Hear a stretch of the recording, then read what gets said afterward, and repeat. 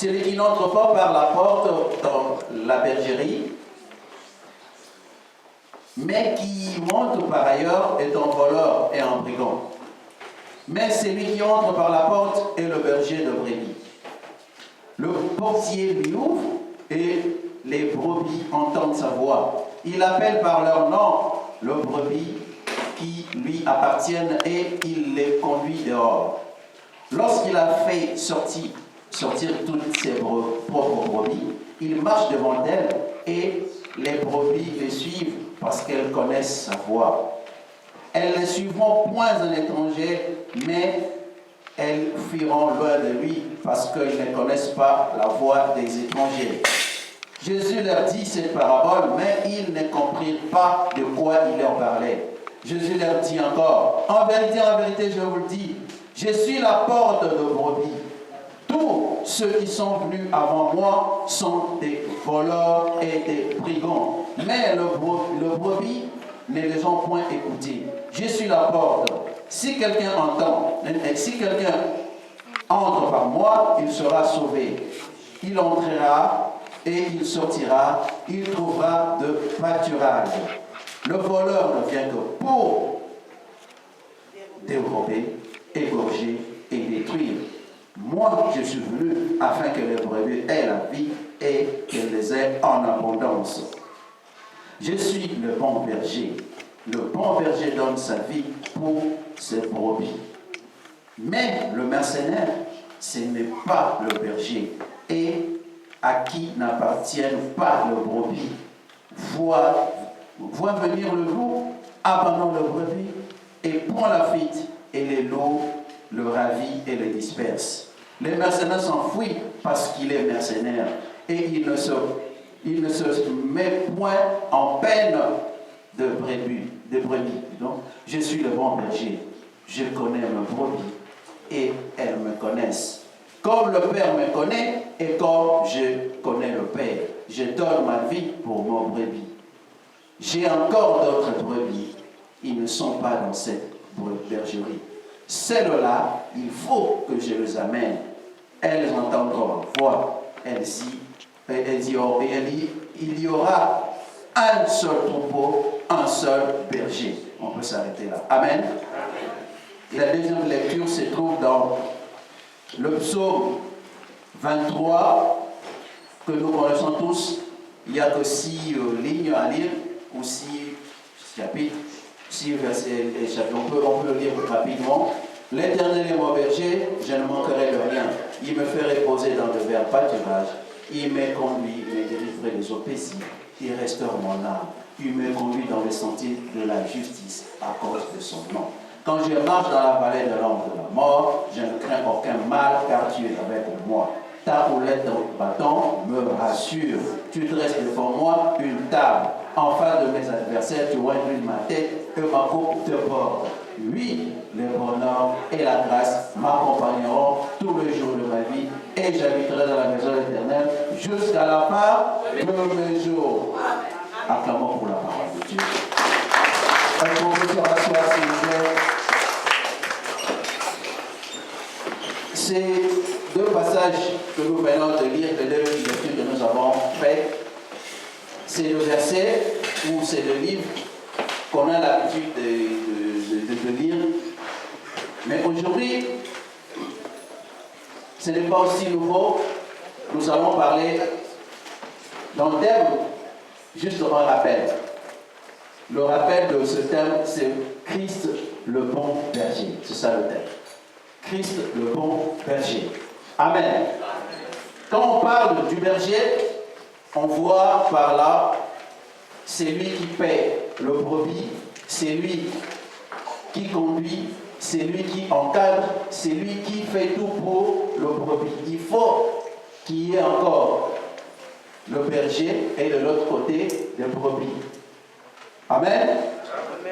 Le berger, c'est le pasteur. Le mot pasteur veut dire berger. C'est lui qui paie les animaux, qui paie le troupeau. Pourquoi aujourd'hui on va parler de la bergerie? Pourquoi on va parler du berger? Pourquoi on va parler de brebis d'une part? Un peu de zoologie, une brebis, c'est un mouton, mais c'est la femelle du mouton. Je ne vous apprends rien, je nous rappelle. Une brebis, c'est la femelle du mouton. Dans la bergerie, il y a le mouton, les moutons dans son ensemble. Donc, il y a le brebis, d'une part, il y a le bélier aussi. Mais quand on parle du berger, on fait allusion qu'au brebis. Et pourtant, il y a aussi le bélier. N'est-ce pas? C'est clair, non? Il y a aussi le bélier. Dans la vie, maintenant je parle d'une façon spirituelle. Nous sommes l'Église. Pourquoi on fait allusion seulement aux brebis? Cette question, ça fait des années, quelques années, je me suis posé cette question. Mais pourquoi on parle de brebis seulement? Alors que les brebis sont des moutons. On aurait dit des moutons simplement, parce qu'il y a le femelle, il y a le mâle aussi. Pourquoi on parle que de brebis? Et ça m'a poussé à rechercher la particularité de la brebis par rapport au bélier. Pourquoi seulement brebis, pas bélier? Amen. Une brebis, c'est un ovin, donc c'est un mammifère ruminant. On va expliquer tout ça. Pourquoi mammifère, pourquoi ruminant? Elle n'est pas la seule bête à être ruminante. Il y en a d'autres. Mais pourquoi elle, c'est spécial? On va expliquer un peu. Sur le plan spirituel, quand on parle de l'Église dans son ensemble, il y a les hommes et il y a les femmes. Mais l'Église, elle est considérée comme l'épouse. N'est-ce pas? L'Église, nous, hommes que nous soyons, nous sommes tous considérés comme épouses. On ne parle pas de conjoints, de partenaires de Jésus. Parce que si on parlait de conjoints, dans certains cas, quand on parle de conjoint, il y a féminin masculin dans conjoint. Quand on parle de partenaire, il y a féminin masculin dans partenaire. Mais on précise, l'Église n'est pas le partenaire, mais l'Église est l'épouse. Donc c'est une femme qui doit soumission à Jésus-Christ, à son maître. C'est comme ça, dans la bergerie, la brebis a une particularité d'être soumise. La brebis, par rapport au bélier, la brebis, elle est soumise. La brebis a une particularité, c'est de transmettre la vie. Parce que le bélier ne met pas bas. C'est la brebis qui met bas, qui fait le petit. Amen. C'est ça pourquoi on met l'accent, pourquoi on compare au brebis et non au bélier. Il y a la productivité, il y a la soumission dans la brebis. On va expliquer un peu pourquoi aujourd'hui Jésus-Christ veut nous ramener dans cet aspect-là de comprendre le berger qu'il est et les brebis que nous sommes. Il est écrit que ces brebis entendent sa voix. Ce qui se passe, je vais vous donner une image. Maintenant, nous sommes dans la bergerie. Vous voyez comme si c'était la campagne. Le berger, quand il arrive, le matin, dans la bergerie, où on élève entre guillemets les brebis, il n'y a pas seulement un seul troupeau. Il y a plusieurs troupeaux qui appartiennent à chaque berger. Et quand les bergers arrivent le matin dans ces contrées-là, il y avait vraiment un enclos. L'enclos était gardé par un portier, une sentinelle. C'est lui qui veillait la nuit pour protéger les brebis de voleurs, de tout ce qui pourrait faire du mal à ce berger. Lui, il était là la nuit, le veilleur. Et le matin, le berger, quand il arrivait, quand il appelle ces brebis reconnaissent sa voix.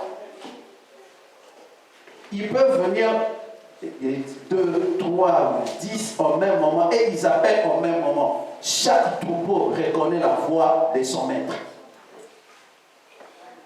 Est-ce que vous comprenez un peu? Chaque troupeau reconnaît la voix de son maître. C'est que celui-là, c'est notre maître. Ils partent. Ils ne confondent pas les voix. Ils savent distinguer les voix de leur maître parmi les multitudes. Et nous, enfants de Dieu, nous devons avoir cette attention de reconnaître la voix du Seigneur, la voix de notre maître. Parce que ces derniers temps où nous sommes, il y a beaucoup d'informations. Beaucoup d'informations, beaucoup de choses qui viennent de. Maintenant, c'est à nous de comprendre, de capter la voix du Seigneur. Il y a le berger. Dans la Bible, le berger, c'est d'abord l'image de Dieu. Parce que depuis l'Ancien Testament, Dieu lui-même s'identifie comme le berger. Et il appelle le peuple d'Israël comme son troupeau, son peuple. Le berger, c'est d'abord l'image de Dieu qui, par après, quand Christ est venu, c'est lui qui est devenu le berger. Pas n'importe quel berger, c'est pour cela qu'il a précisé le bon berger. Pourquoi le bon? Quand il y a le bon, parce qu'il y a le faux. Il y a le faux et il y a aussi le berger simplement, tout court, tel que le pasteur. Ce sont des bergers. Je ne te montre pas de l'ordre pour ma vie. Voilà. Tel que le pasteur, ce sont des bergers. Pasteur, berger, berger. Donc, il y a le berger, qui sont des pasteurs. Il y a de faux bergers. Il y a de mauvais bergers. Je fais bien la différence. Des bergers, des mauvais bergers, de faux bergers. Les mauvais bergers sont de pasteurs, mais qui sont pas bons, qui sont faux, qui sont mauvais. De faux ne sont pas de pasteurs du tout.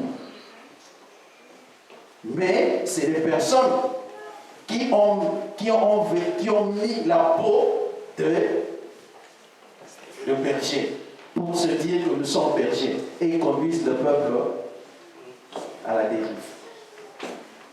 C'est pour cela qu'il faut savoir, il faut écouter. Parmi tout cela, le seul et unique, le bon berger, c'est Jésus-Christ. Car les pasteurs ne sont pas des bons bergers, ils sont des bergers. Eux aussi sont de brebis par rapport à Jésus-Christ.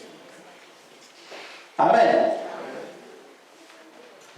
Alors, dans la bergerie, les brebis doivent, dans un premier temps, aiguiser leurs oreilles, exercer leurs oreilles à comprendre, à identifier la voix de leur maître. Sinon, si tu te trompes de maître, tu vas te retrouver entre les mains d'un mercenaire. Si tu tombes sur le faux, c'est au loup que tu seras donné. Si tu tombes sur un mauvais, c'est la mauvaise nourriture que tu vas manger. Si tu tombes sur le bon, ton maître, c'est là que tu vas bien manger, c'est là que tu seras garanti de tout ce qui se suit. Le matin, quand le berger arrive, quand il les appelle, il prend soin de ses brebis, il contrôle ses brebis. Il regarde, est-ce qu'il n'y a pas le plaie, elle ne s'est pas coincée là quelque part, et le berger soigne. Le berger soigne sa brebis. Même si il a à sa disposition 10 têtes, en termes d'animaux, on parle de têtes, 10 têtes, donc 10 brebis, même s'il a 100 brebis, le berger connaît toutes les brebis, une par une. À savoir que toutes les brebis ne pesent pas pareil. Elles sont distinctes, sont différentes. Mais quand une autre personne qui n'est pas, tu n'es pas berger par exemple, si tu viens, tu arrives dans une bergerie là où il y a le mouton, tu ne sauras pas qui est qui. Tu ne sauras pas. Tu vas croire que celle qui était là, c'est celle-là. Tu vas confondre parce que les brebis se ressemblent. Avec la laine, elles sont pareilles. Mais le berger connaît, elle sait la différence. Il sait la différence. Il sait faire la distinction entre tel. Et le berger nommait même il donne des noms à chacune de brebis, à chacun de mouton, il donne un nom. Et il les appelle par leur nom. Et ces animaux-là savent s'identifier eux-mêmes et savent identifier leur maître. Amen. La particularité de ces animaux-là, ils obéissent bêtement, entre guillemets. Donc, quand ils viennent devant leur maître, ils ne savent pas où le maître va leur amener. Ils ont tellement confiance qu'ils savent que nous irons manger. Simplement, nous irons manger. Ou, ce n'est pas leur problème. Le maître est là, nous irons manger. Quand ils entendent seulement la voix qui crie « Syriaque !» Moi, Syriaque en ligne. Pas de question, on ne se pose même pas de questions. Je reconnais que c'est mon maître, j'y vais. Il va m'amener où? C'est pas mon problème, mais je sais que je vais manger. Je sais que quand il m'appelle, d'abord il va commencer par prendre mon état, savoir est-ce que j'ai mal à la gorge, est-ce que la nuit j'ai bien dormi, est-ce qu'il n'y a pas de gratinure de l'eau, il n'y a pas. Il vérifie tout. Pansement, il prend de l'huile, il met tout ça. Et le matin, je saute comme un cabri. Amen. Le berger, c'est lui qui s'occupe des animaux et les brebis ne se soignent pas entre eux.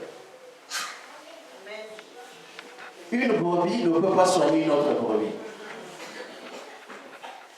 Donc, tel que nous sommes là, si je suis malade, c'est vrai que tu vas prier pour moi, mais ce n'est pas toi qui vas me guérir. Celui qui va me guérir, c'est le berger, Jésus-Christ. C'est pour cela qu'il faut faire très attention quand les gens prennent la place de Jésus-Christ pour dire que je fais ça, je fais ça, je fais ça. C'est grâce à moi que...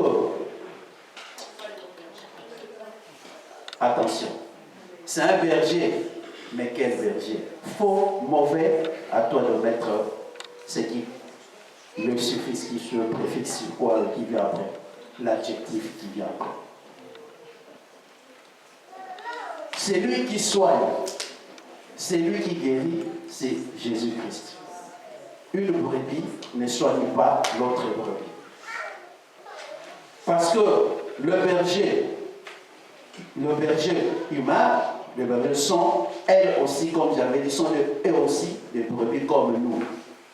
Donc, un pasteur, c'est une brebis du Seigneur. Par lui, Dieu, il l'utilise, fait des choses, mais ce n'est pas lui qui guérit. Et pourquoi aujourd'hui, les gens donnent plus confiance, font confiance à d'autres personnes? Ce n'est pas mauvais, mais s'enlève la foi. Tu crois que pour être bien, pour que tes problèmes changent, il faut simplement que le pasteur prie pour moi et ta foi, elle est où? Ta foi, elle est où? Pourquoi ceux qui imposent les mains et que les personnes soient guéries, cela arrive? C'est parce que ces personnes-là savent que c'est Dieu, c'est Jésus qui guérit, et ils font appel à Jésus-Christ qui guérit. Mais non, toi, tu dois savoir, au lieu de passer par un intermédiaire, tu vas appeler celui-là qui guérit directement, il te guérit. Il est écrit que voici les miracles qui accompagneront ceux qui auront cru. Ils imposeront le malheur aux malades. Ils n'ont pas dit que le pasteur guérira. Non. Le pasteur croit en cela et pratique cela. C'est pour cela que les miracles se font. Donc, toute personne telle que nous sommes là, nous avons le droit d'imposer les mains pour que la maladie guérisse.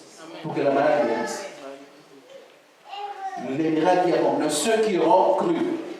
Je vais vous dire, donner un exemple. Je ne parle pas de moi, je n'ai pas l'habitude, mais par témoignage, je peux le faire. J'étais encore à l'âge de passer mon bac. Et au pays d'où je viens, il y avait c'est pas un système, un truc comme ça qui est devenu. Pendant la préparation du bac, les gens rentraient dans ce qu'on appelait maquis. C'est une sorte d'internement. Ils se mettaient en internat chez des personnes où là où on payait un loyer pendant. Bref. Et les étudiants, nous on appelait les élèves, vivaient seuls. Dans ce temps, pendant ce temps, pendant 2 ou 3 mois, ils vivaient seuls pour qu'ils préparent bien leur bac. Et moi, dans ce groupe-là, j'étais avec mes amis. Dans ce groupe, on s'est choisi pour préparer notre bac. Mais comme depuis tout petit je priais, là, beaucoup de gens profitent de ce temps d'indépendance où ils sont seuls, tout ça, pour faire n'importe quoi. Et des fois, ils transforment vraiment ces lieux-là en lieux de dépôt, n'importe quoi. Mais moi, j'étais choisi comme responsable de mes amis. Alors, j'ai introduit un truc, j'ai initié un truc, je dis, comme moi je prie et que je suis on m'appelait président, c'est pas après mon monsieur, c'est pas, c'est le président, je sais pas. J'étais président, on m'appelait président. Alors je dis, moi je suis le président, alors, je n'étais pas le plus aîné, le plus vieux. Il y avait ceux qui étaient plus âgés que moi, ceux avec nos mains, peu importe la valeur, comme on dit, n'attend pas le nom aux amis. Donc, moi le président, je dis, ici, tant que je suis le président, on va commencer à faire une chose, on va commencer à prier. Tous les soirs, le lieu d'étude, c'était transformé en lieu d'enseignement de prière. Tous les soirs, on priait. On avait donc nos petits cultes à nous. Et je me souviens, il y avait un ami en moi. Un jour, il se présente devant moi, il avait la carie dentaire. Il avait tellement mal. Ceux qui ont déjà attrapé ce truc, ils savent comment ça fait mal. Il avait tellement mal.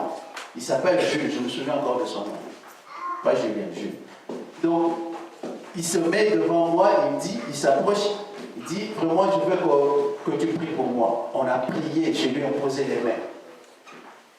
C'est un témoignage de le dire. Cet ami-là, ça fait des années.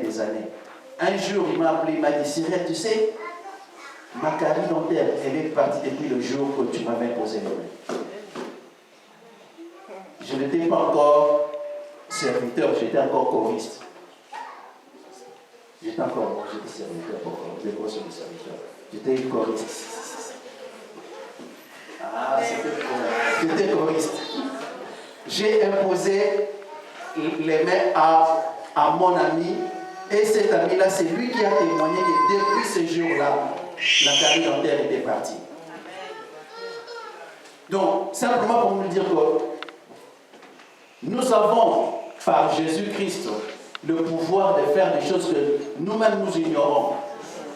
Nous ignorons de quoi nous sommes capables.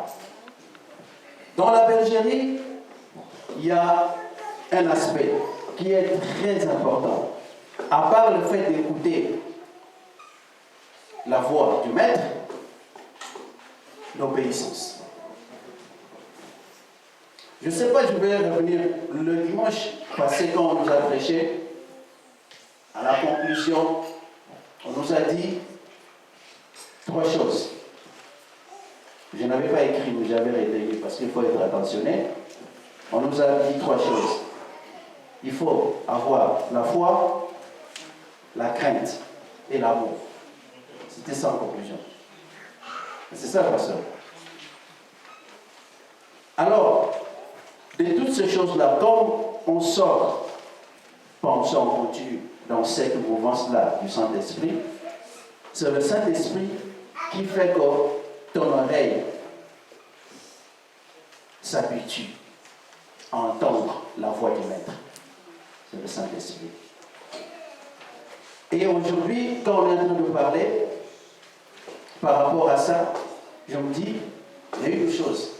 Quand les brebis entendent la voix, ils se mettent en rang. Ils ne se disputent pas. Ils se bousculent pour aller droit vers le Maître, mais entre eux, ils ne se disputent pas. Les brebis respectent celle qui est devant elles, les plus aînées des brebis. Elles se mettent toutes derrière. Toutes derrière. Il y a la soumission, mais il y a aussi la discipline. Dans la bergerie, dans l'église de Dieu, il faut être discipliné. Il faut avoir la discipline. Excusez-moi, aujourd'hui, on a fait comme ça. Moi, j'ai eu peur. J'ai dit, mais on sera à 5 ou à 2 aujourd'hui à la prière. Il y a eu vraiment un retard. C'est comme si il y a eu une information que nous qui sommes venus à l'heure, nous n'avons pas pu capter. J'ai eu un peu peur. Qu'est-ce qui s'est passé? Il y a eu une info qu'on a dit où c'est peut-être il y a l'enlèvement, moi je ne sais pas. Qu'est-ce qui se passe? Il n'y a personne qui est là. J'ai trouvé ma soeur Agnès qui était là depuis 9h. C'est particulier aujourd'hui. Peut-être qu'on n'a pas entendu qu'il y a eu enlèvement. Peut-être que. Comment ça se fait que. Pourquoi je dis ça? Dans la maison de Dieu, dans la vie d'un chrétien, il faut avoir la notion du respect, de la discipline, de la ponctualité. C'est très important. Parce que Dieu, à chaque chose, à chaque seconde, il fait des choses. À chaque temps, il a des choses. Peut-être que tu crois que c'est quand on va prier pour moi, quand on va me poser les mains, mais Dieu sait que quand tu seras à l'heure, c'est là qu'il va envoyer, que son ange viendra pour ton problème. Là. Ce que nous croyons, ce que nous pensons, la parole de Dieu nous dit, nos pensées ne sont pas les pensées de Dieu. Sa manière à lui d'œuvrer n'est pas la manière dont nous lui imposons. C'est lui-même qui sait comment il fait les choses. La discipline. À part cet aspect, il y a encore un autre aspect, toujours dans la bergerie. Les brebis, quand elles vont manger, c'est par rapport à ceux qui font l'élevage. Le levage le moins coûteux, le plus facile, c'est l'élevage de moutons. Parce que ça ne coûte pas. Il ne mange pas beaucoup. C'est un animal qui ne mange pas beaucoup. Mais ce qu'il mange lui suffit. Et quand il va ruminer, ça produit le fibre qui lui donne, qui est bénéfique pour sa santé et ça lui pousse à la reproduction. C'est une particularité chez les brebis. Donc ceux qui font cet élevage-là, ils ne dépensent pas beaucoup en termes de nourriture pour les nourrir. La parole de Dieu, qui est notre nourriture, n'attend pas qu'on te prêche des 46 700 versets. Il suffit qu'on te dise Dieu t'aime. Vas-y, quand tu seras chez toi, fais maintenant l'extrapolation de Dieu même. C'est ça, ruminer, méditer la parole de Dieu. Ruminer ce qu'on a mangé, ce qu'on a prêché aujourd'hui, ce que je parle, ce dont je parle, peut-être je parlerai 45 minutes. Mais chez toi, quand tu vas ruminer, quand tu vas méditer, le Saint-Esprit te parlera toute ta vie. Des choses que moi je dis en 40 minutes. Il y a le logos, mais il y a le réma. Le réma, c'est quand toi-même tu as compris, quand tu as saisi. Et ça vient en ruminant, en méditant la parole de Dieu. En méditant la parole de Dieu. C'est pourquoi la brebis, on nous fait la comparaison par rapport à cet animal. Mais ce n'est pas tout. La brebis a une particularité encore. Elle donne la laine. C'est vrai qu'à part la brebis, il y a aussi l'alpaga qui donne la laine, mais la qualité de la laine donnée par le mouton, par le bœuf, elle est différente. C'est la meilleure qualité de laine. Et l'alpaga ne donne pas autant en quantité, en qualité par rapport à la brebis, par rapport à un mouton. La brebis, la laine qu'elle donne, ça nous donne le vêtement. Cela veut dire quoi? À part le fait qu'il soit un troupeau, mais c'est aussi une richesse pour le berger. C'est une richesse pour le berger. Donc en retour, lui il nourrit les brebis, mais le brebis aussi lui donne en retour satisfaction. Il donne la laine, donne le lait, donne sa peau, donne sa viande. Amen. Tu donnes quoi à Dieu, toi? Qu'est-ce que tu donnes à Dieu? On vient à l'église, Dieu te rappelle que je t'ai donné la santé. Je t'ai donné l'opportunité de toi. Je t'ai tout donné, pas seulement aujourd'hui, mais depuis que tu es né. Mais depuis que tu es né, regarde, réalise, qu'est-ce que toi tu donnes à Dieu? Qu'est-ce que tu donnes à Dieu? Aussi riche que soit le berger, il aimera que son troupeau grandisse. Amen. Tu donnes quoi? La laine de la bonne qualité. Et pour que la laine, pour qu'on récupère la laine, on fait quoi? On tond. On doit tondre l'animal pour prendre la laine. Quand on tond l'animal, c'est comme si tu perdais quelque chose qui t'appartient, qui est propre à toi. Tu donnes quoi de valeur? Qu'est-ce que tu donnes la valeur de Dieu? On te débrouille en même temps, après quelques temps, ça va encore pousser. Ça te rajeunit. Celui qui donne s'enrichit. Tu donnes, tu t'enrichis. Tu ne t'appauvris pas. Tu crois être débrouillé, mais au contraire, tu t'enrichis. Il faut donner ce qui a de la valeur. Ne donne pas n'importe quoi. Donne ce qui a de la valeur. Je n'ai pas dit qu'aujourd'hui, ou en commençant aujourd'hui, on va commencer à amener tout ce que nous avons venir à l'église. Donne ce qui a de la valeur. Vous savez, pour votre information, pour notre information, c'est le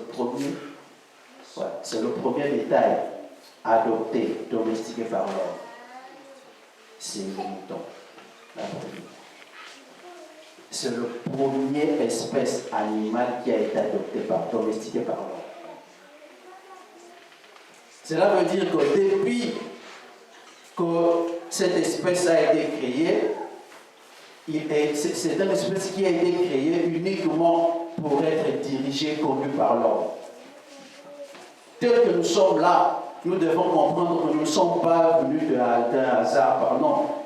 Nous ne sommes pas le fait d'un microbe. Nous sommes venus de Dieu. Nous dépendons totalement de lui.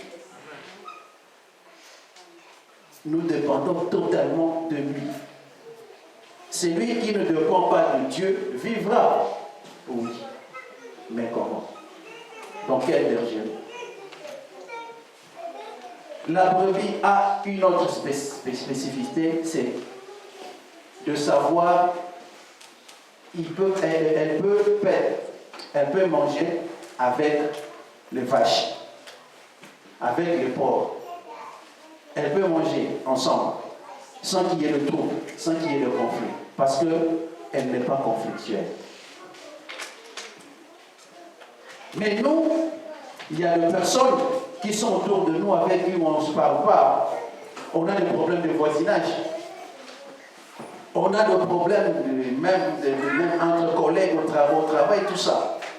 Mais la brebis côtoie les vaches, à moins que le problème vienne des autres, mais elle,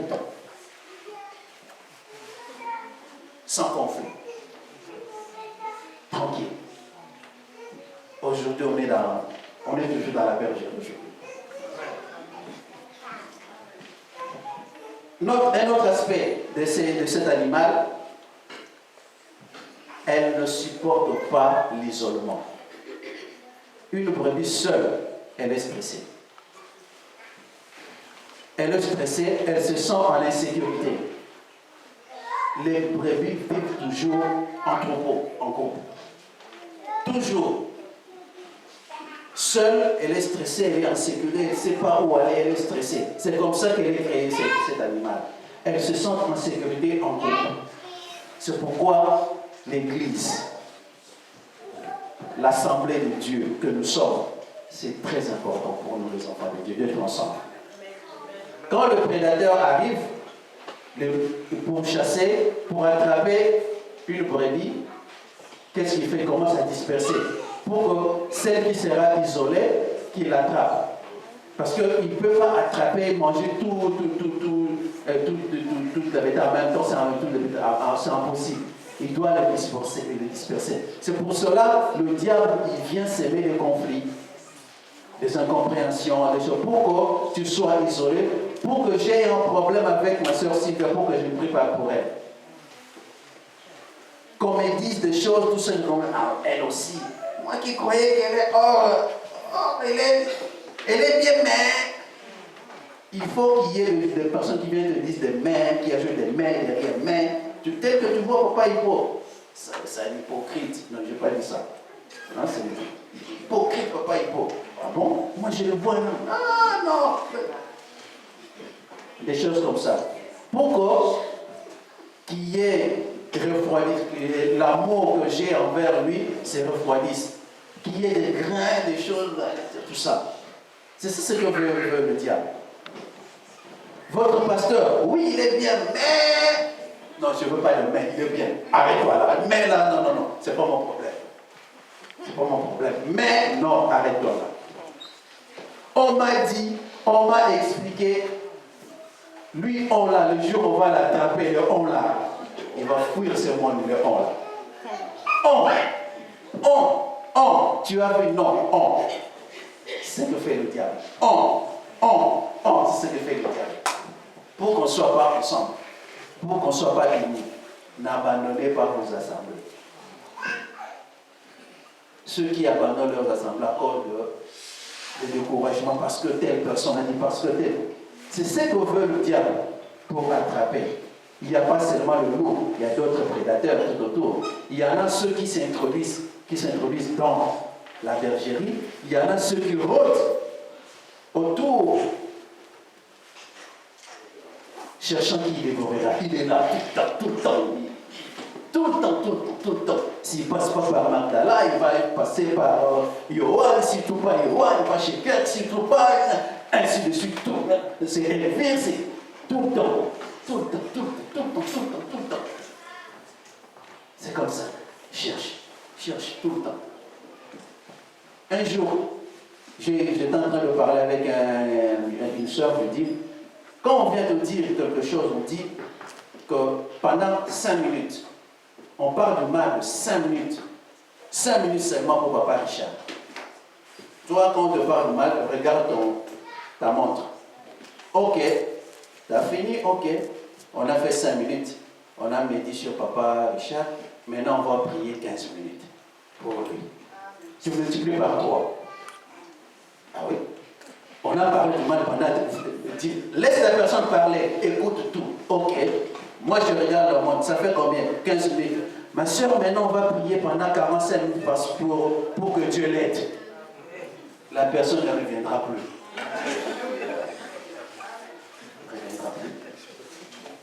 il va fuir. Parce qu'il dit, lui, il va nous donner la punition de prier pendant 15 minutes. Non, non.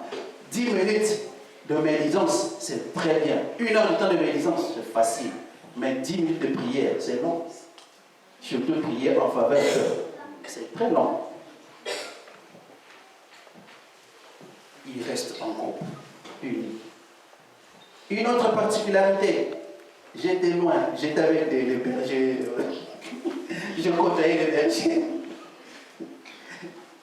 Les brebis plutôt, malgré qu'elles vivent en groupe, mais elles reconnaissent leur lignée. Donc, elles savent que ça c'est ma maman, ça c'est mes frères, elles reconnaissent leur lignée. Et du coup, tu peux, si tu observes, quand là où ils sont, il y a des groupuscules. Donc les petites familles, quand même ils sont ensemble, mais ils reconnaissent que ça c'est ma lignée, c'est ma petite famille. N'oublie jamais, jamais, jamais ta lignée. Tes parents, tes frères, tes soeurs, n'oublie jamais. Mauvais, bon, qu'il soit comment, n'oublie jamais. Ce n'est pas une erreur de Dieu de te mettre dans une famille biologique. Ce n'est pas une erreur. Ce n'est pas un hasard. Dieu n'a pas oublié. Amen. Amen. Dieu n'a pas fait d'erreur. Il y en a certains qui se disent, je veux même, j'ai l'envie d'enlever le nom que je porte. Non, prie seulement. Tu ne sais pas pourquoi tu es là. Mais en Jésus-Christ, tu vas le savoir. Que nous sommes des ambassadeurs. Nous sommes des témoins. Nous sommes des personnes qui doivent amener la lumière là où il y a le ténèbre. Nous. Ne néglige jamais ta famille. C'est important. Dans une église, on te dit de ne pas, ou quel que soit, surtout les églises où il y a des délivrances, les états d'âme. Ça fait fureur, les états d'âme. Dieu m'a révélé l'état d'âme 2. L'état d'âme 2. L'état d'âme. Je vais vous dire une chose. Si quelqu'un, un sorcier, entre guillemets, veut te faire du mal, ce n'est pas parce que tu ne parles plus avec lui qu'il te fera du mal. C'est pas parce que tu as enlevé ou supprimé, tu l'as bloqué, il ne va pas te faire du mal. Non. Il ne t'aura pas simplement parce que toi tu as Jésus-Christ. C'est là, la seule protection c'est Jésus-Christ. Ce n'est pas le fait de ne pas lui parler, le fait de ne pas lui donner l'argent, c'est pas... Non. C'est la protection de Jésus-Christ. Ce n'est pas tes précautions à toi là que tu es en train de prendre. Non, ça ne te protège pas. C'est Jésus-Christ qui protège. Jésus-Christ, le bon berger. Le bon berger, le berger a en lui, il a dans sa main le bâton. Le bâton, il a la houlette qui veut dire la conduite. La houlette qui veut dire la conduite. Avec ce bout de bâton-là, il dresse, il corrige aussi. Quand une brebis se gare ou veut, il fait c'est avec ça qu'il corrige, qu'il interpelle. Et la brebis comprend. Ah là, on m'a fait ça. Non, je rentre. Fais ça, il comprend. Les brebis comprennent le langage même du bâton. Le bâton, nous, enfants de Dieu, la parole de Dieu nous dit d'aimer la correction de Dieu. Nous devons aimer la correction de Dieu. Dieu aime et châtie ce qu'il aime. Parce que s'il ne te corrige pas, tu iras où? Perdition. Il doit te corriger pour que tu reviennes. Le bâton symbolise la protection. C'est avec le bâton, ce bâton-là qui est l'arme du berger.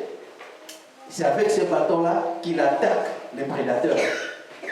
En Jésus-Christ, nous avons la sécurité. En Jésus-Christ, nous avons l'assurance. Mais il nous corrige aussi. Ta houlette et ton bâton me rassurent. Il nous conduit, il nous garde, il nous protège, il nous corrige en même temps. Il fait tout en même temps. S'il faut corriger, il corrige. S'il faut protéger, il protège. Le berger joue le rôle du protecteur, le rôle masculin, le rôle dominant, et en même temps, il pouponne. Il joue le rôle de la maman. Quand un berger, quand une brebis attend un petit, donc cette brebis-là est traitée différemment. Parce qu'il doit aménager. Il doit aménager cette brebis-là parce qu'il sait qu'il y a un petit qui va naître bientôt. Donc, il y a un traitement privilégié. Et quand le petit sort, c'est le berger qui prend le petit. C'est lui qui le pouponne, c'est lui qui ce n'est pas la mère brebis qui fait ça, comme les autres animaux, les autres espèces font ça tout seul, mais à la différence de brebis, c'est un homme, c'est un berger qui s'occupe de la maternité de ce petit. Nous sommes au petit soin de notre Dieu, de notre Jésus-Christ. Être enceinte de quelque chose, il faut que quand tu viens à l'église, tu aies les soucis de l'œuvre de Dieu. Tu dois. C'était le samedi, on était en réunion de jeunes. Moi, j'étais en train de préparer ma prédication. Et il y a ma soeur avec qui on était. Elle a commencé à parler exactement des termes que moi j'avais déjà prévus. Je dis, mais comment il peut. Elle parle qu'il faut être enceinte de. C'est des choses, tu te souviens, madame? Mais je n'ai pas touché d'elle, c'est elle qui a touché. Il faut être enceinte. Ça veut dire quoi? Porter l'œuvre, avoir quelque chose pour donner à Dieu. Tout le monde, tel que nous sommes là, nous devons avoir quelque chose pour l'œuvre de Dieu. Faire quelque chose. C'est ça être enceinte. Donner naissance, c'est contribuer à l'œuvre de Dieu quand tu donnes naissance. Parce que Dieu a besoin que ce royaume, le royaume du diable, soit depeuplé. Et nous sommes de ceux qui normalement devons participer à la multiplication. C'est pour cela la brebis, elle est privilégiée. Parce que la brebis donne naissance. La brebis enrichit le royaume, enrichit la bergerie. Toi, tu dois enrichir le royaume. Tu dois participer. Parce que je montre le panier, participer, c'est pas de l'heure. Participer dans cette église où nous sommes, il y a beaucoup de choses qui nous manquent. Il y a, quand on était au mariage de la sœur Liliane, on est rentré dans la salle, on était, comme c'est une église aussi, on était avec le pasteur. On est pauvres, nous, à l'instrument, on est pauvres. Mais c'est des hommes, enfin, et ça c'est encore rien, il y a encore des églises où quand tu rentres, tu te dis, mais tout ça, ça tombe du ciel ou non? C'est des gens comme nous. C'est des gens comme nous. Ici, dans cette église, il faut que quelqu'un, chaque personne se dise, regarde, non, là, dans ce coin-là, il y a la peinture qui ne va pas bien. Moi, je fais la peinture. Bon, qu'est-ce que je vais faire pour... Si je ne fais pas... Papa, si toi tu fais la peinture, bon, on va faire le souci de l'œuvre. Ce n'est même pas le pasteur qui allait initier l'opération chez. Non, c'est tout le temps, non, pasteur. Ailleurs, On a vu les chaises un peu plus présentables. Maintenant, on va changer tout ça. Ça n'ira pas chez moi, ni chez le pasteur. C'est pour l'œuvre de Dieu. Il faut penser à l'œuvre de Dieu. Il y a beaucoup à dire, mais ce n'est pas grave. Les brebis que nous sommes, nous devons donner satisfaction à notre Seigneur.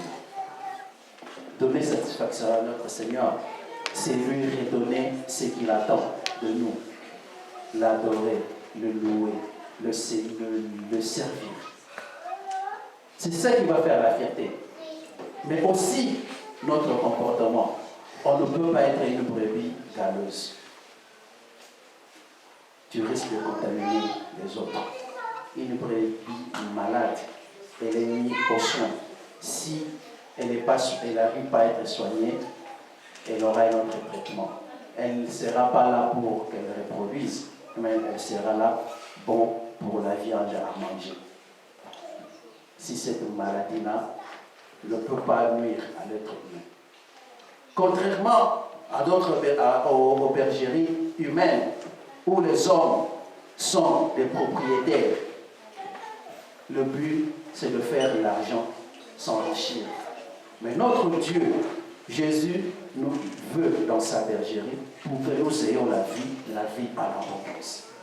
C'est-à-dire que dans d'autres bergeries, tu risqueras et tu mourras. Mais chez nous, là où il y a Jésus-Christ, on ne risque rien. Le risque que nous avons, c'est de vivre éternellement. C'est ça le risque. Et nous acceptons de prendre ce risque de vivre éternellement. D'ailleurs, ce n'est pas un risque, c'est d'ailleurs un privilège. Être choisi pour vivre éternellement. Je dirais ceci, l'Éternel est mon berger, je ne manquerai de rien. On le lit chaque fois, on lit. C'est devenu même une récitation, c'est mémoriser tout ça. Mais est-ce qu'on comprend ligne pour ligne les paroles de ce verset? Un jour, on pourra prêcher que sur ça. Et quand il dit, en face de mes adversaires, est-ce que vous comprenez qu'il t'enrichit, il te fait du bien en face de tes adversaires? Pas pour leur rendre jaloux, mais pour leur dire que vous pouvez, malgré que vous ne voulez pas sa prospérité, malgré que vous ne voulez pas son amassement, mais vous n'êtes rien. Je le bénis et vous voyez, vous verrez, je le bénis. Comme chez nos Dinanko. Donc je le bénis exprès. Je le bénis encore, je le bénis exprès. D'ailleurs, vous allez voir, vous ne mourrez pas jusqu'à ce que je bénisse cet homme. Il le fait exprès, sciemment. C'est ça l'encore, sciemment. Il te bénit sciemment. Devoir à domicile. Psaume 23, tout le chapitre. Pour finir, je voulais simplement nous dire, comme le berger, comme le brebis, n'ont que comme maître leur berger. Nous n'avons comme maître, seul protecteur, que Jésus-Christ, le bon berger. Quand on coupe la fleur de la plante, elle fane, elle meurt. Quand on coupe ou on retire une plante ou un arbre du sol, la plante, l'arbre meurt. Quand on retire un poisson, on tire un poisson de l'eau, il meurt. Parce que ce n'est pas son milieu naturel. Et nous, quand on est hors des bons bergers, c'est la mort. Que Dieu bénisse sa parole.